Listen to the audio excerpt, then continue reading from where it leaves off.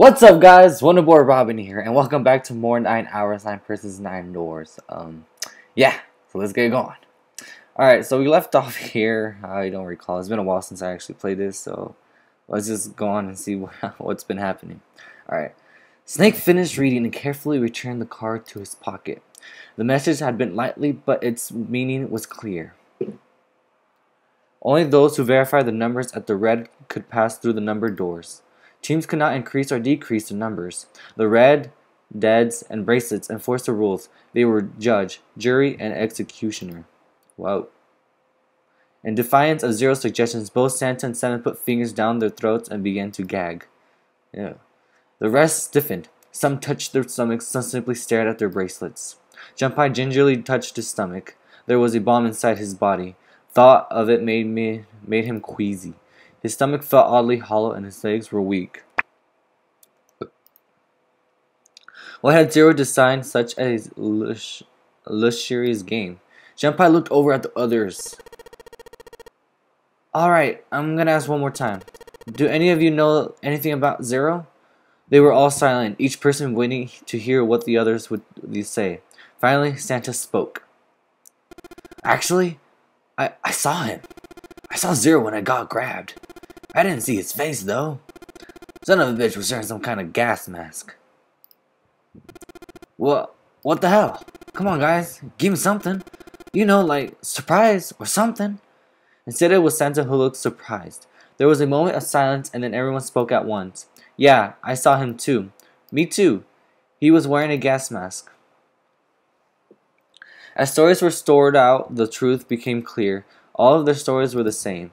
They had been abducted at home and at midnight. The person claiming to be Zero had worn a mask. There had been white smoke, and then each person had passed out. When they awoke, they had found themselves on D-deck in a room with a 3-level bunk bed.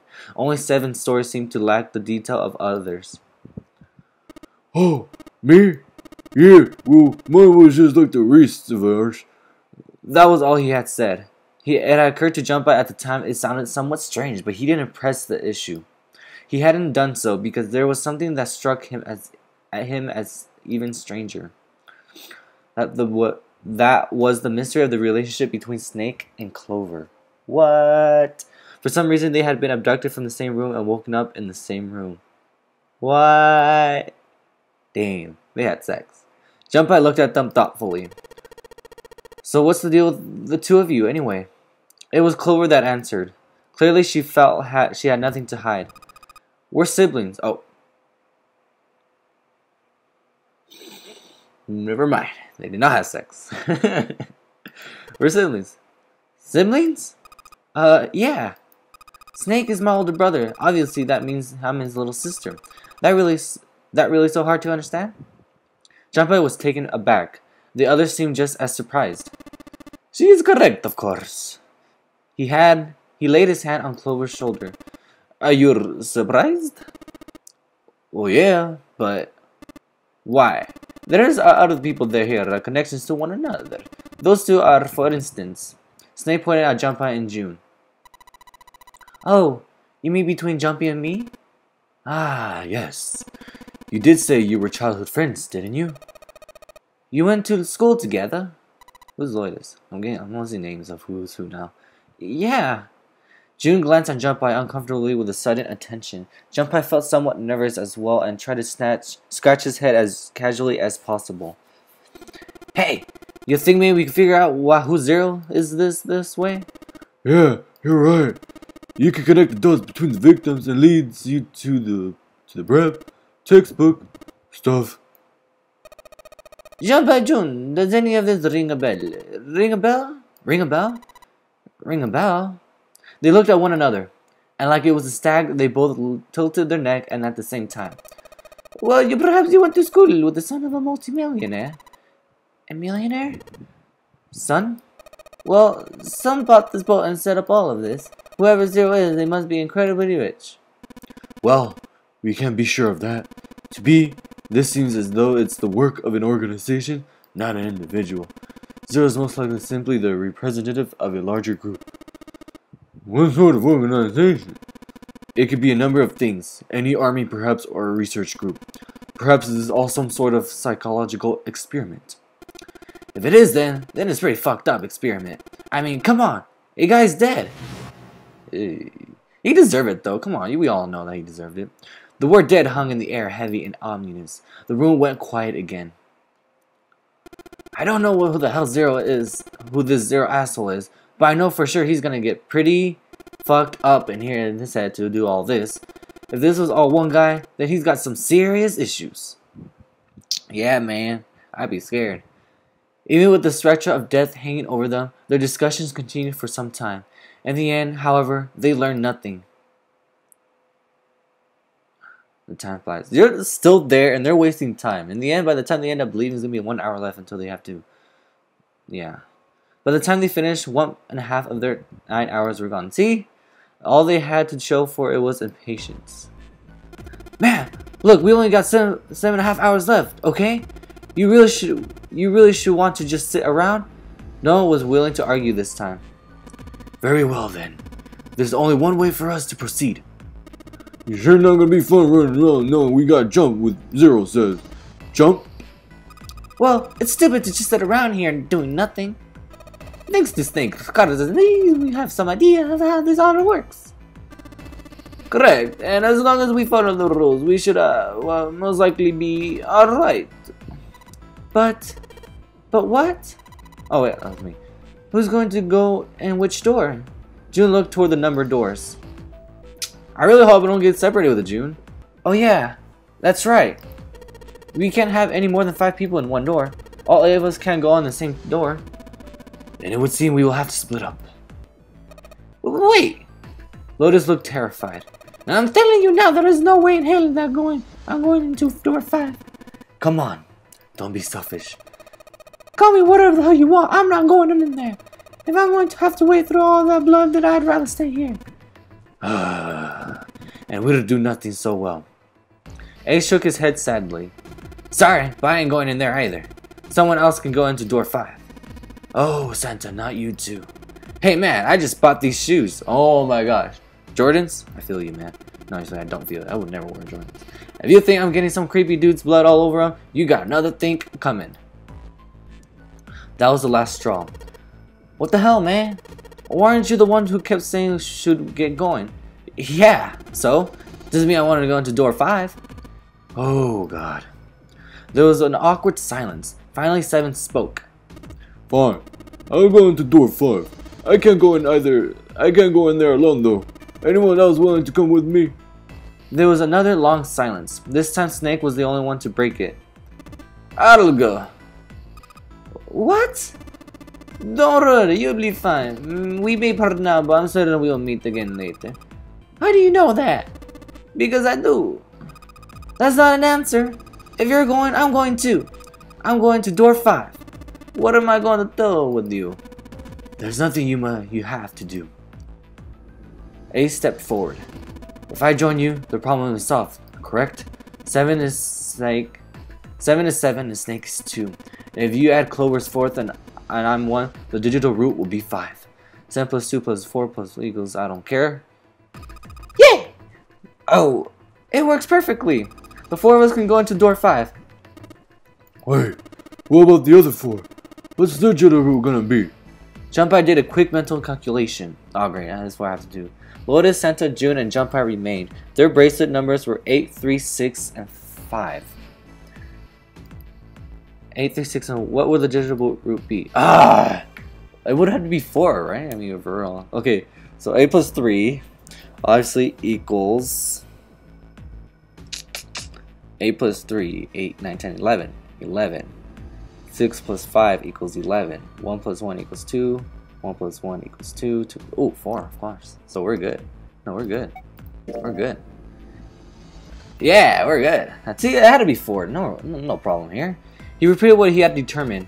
It's 4. Add up 4 places numbers and digital root is 4. Then we could go into door 4. Yeah! Huh! That worked out well. Jumpei ran over the team assignments in his head one more time. 4 people would go into door 5. 7, Snake, Clover, and Ace. 4 people would go into door 4.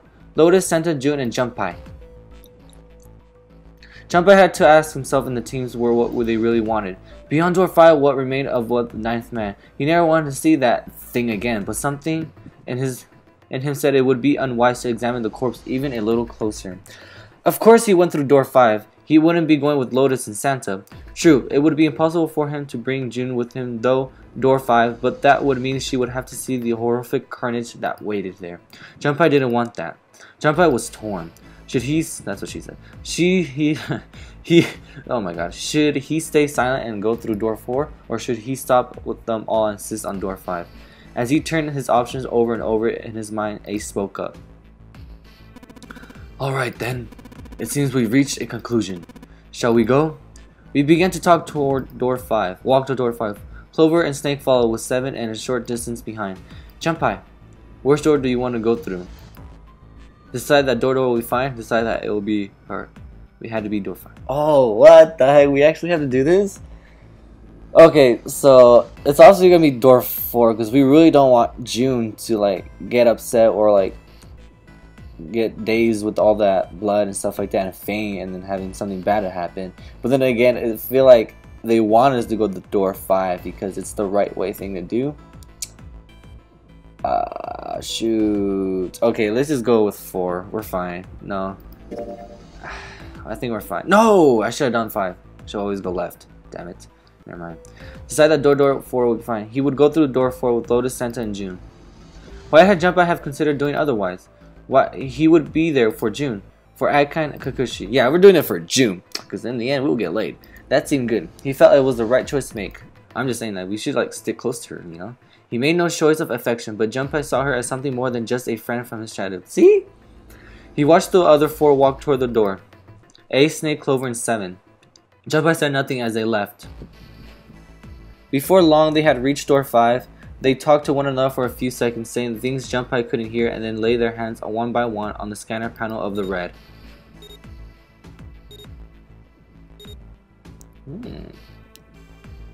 Ace grabbed the lever. His face tight with determination, he turned over his shoulder to look at Jumpei and his companions. Goodbye. Be careful. Alright. Whoa, what is that? Whoa. It's really creepy. As Ace pulled the lever, the door swung open, the mouth of a great hungry beast. Beyond the door, Jumpei knew lay the sad remains of the ninth man. Sad. It did not surprise him that Ace, Clover, and 7 hesitated. The body was not a pleasant thing. Yeah. Snake had no such problems as his blindness made him immune to the horror. He stepped through the door, his feet making a wet splash in the pool of blood. Do you attempt to kill me? I assume you hadn't forgotten the door only remains for 9 seconds, have you? Snake had not even bothered to turn around, but the other 3 steeled themselves and stepped through the door. I have a feeling it's gonna end up being like to the point where people are gonna be desperate. Door 5 swung shut, closing with the heavy finality of metal upon metal. Jumpei had a companion scramble to the door. They pressed their ears to it in an attempt to hear what might be taking place on the other side. It's beeping. It's just like before. Follow the sound of the detonator on the bracelet. Do you think they're okay? June's face showed her concern more plainly than her words ever could. Almost as though in response to her question, a voice rang out from the other side of the door. It was 7. Hey! There it is! That's gotta be the dead thing! Come on, get over here. We gotta authenticate. Oh, the beeping stopped. The sighs of relief were audible even through the door. Phew! Looks like we stopped it. Jumpei and his companions leaned away from the door and breathed a collective sigh of relief of their own. Hey guys, are y'all doing all over there? All right over there? They've heard 7's voice, but it wouldn't hurt to be sure. Yep, we're fine. Despite the recent danger, Clover's voice was as bubbly as ever.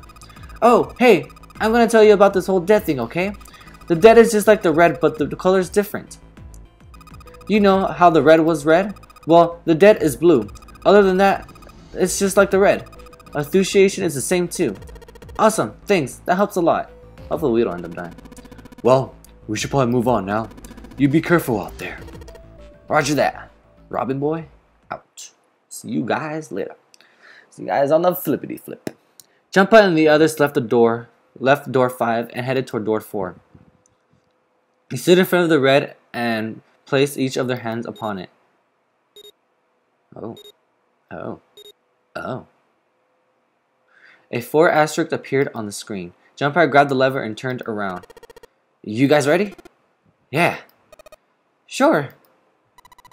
Let's go.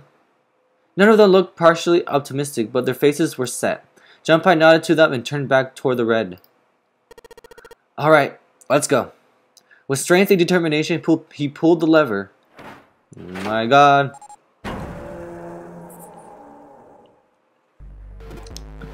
Run! The 4 of them leaped through the door together. Whoa, Cordos. The moment they had pressed through it, each heard a cold electronic sound coming from their left wrist. In the center of the bracelet, a red skull appeared and began to flash. The detonator's countdown had begun. In the long moment that each of them spent staring at their wrists.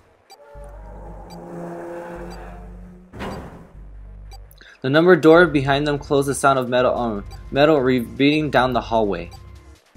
There was no way back now. They were committed if they did not find the device to deactivate their detonators. Hey, where the hell is the dead? How would I know? Don't give me that crap. Start looking. I already am. They began to run, eyes looking frantically for the device that was the key to their salvation. The hallway they found themselves running down was a long one, easily 300 feet in length. On the right side of it stood a series of wooden doors, all nearly identical. If they had taken time to think, they would have likely have discerned that the doors lead to cabinets. Don't tell me the dead is on one of those rooms. Oh no! How many rooms do you think there are? Jumpei was too frightened to count, probably, but his best guesses were 7 or 8 of them. 7 or 8? Ah, fuck. There wasn't time to count them, to be sure. Jumpei ran to the nearest door. He grabbed the knob and shook it hard. It wouldn't open. It didn't feel locked, more like someone had hammered an iron plate over the other side of the door. Jumpei turned around to find another door and saw that the companions had already run to doors of their own. They did not seem to have been having any more success than he had. Their own words confirmed his fears. Shit! This one's no good! Same here! It's not moving.